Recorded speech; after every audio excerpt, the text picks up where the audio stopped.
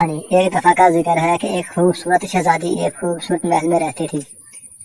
محل کے باغ کے چاروں طرف ایک جھیل تھی۔ شہزادی کے پاس ایک سنہری گیند تھی اور وہ اس سے کھیلنا پسند کرتی تھی۔ ایک دن باغ میں کھیلتے ہوئے گیند جھیل میں گر گئی۔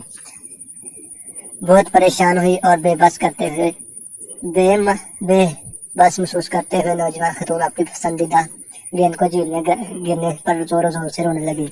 اس کا رونا سن کر ایک مینڈک جھیل سے باہر نکلا اور پوچھا، پیاری شہزادی تم کیوں رو رہی ہو؟ اس نے اسے اپنی سنہری گیند کے بارے میں بتایا جو پانی میں گر گئی تھی اور وہ نہیں جانتی تھی کہ اسے کیسے واپس لایا جائے۔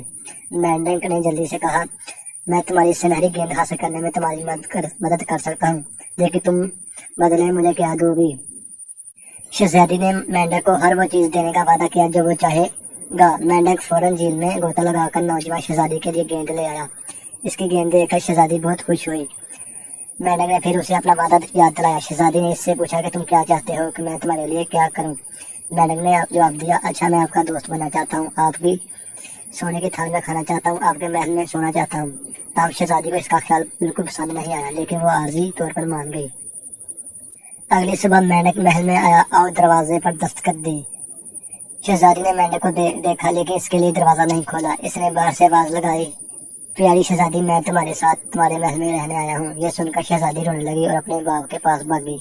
جب مہربان بادشاہ نے اس وعدے کے بارے میں سنا تو وہ اس سے نرمی سے اس سے کہا، وعدہ تو وعدہ ہوتا ہے اور تمہیں اپنا وعدہ پورا کرنا چاہیے۔ آپ کو مینڈک کو محل میں اپنے ساتھ رہنے کی اجازت دینی چاہیے۔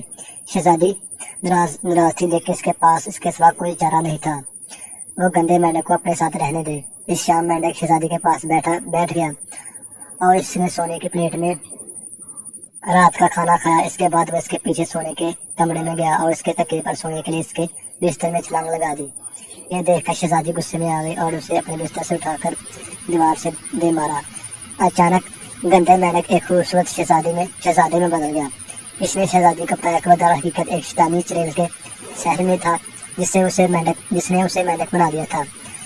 وہ اسے پریشان کر رہا تھا کیونکہ وہ چاہتی تھی کہ کوئی اس کے جادو کو توڑ دے۔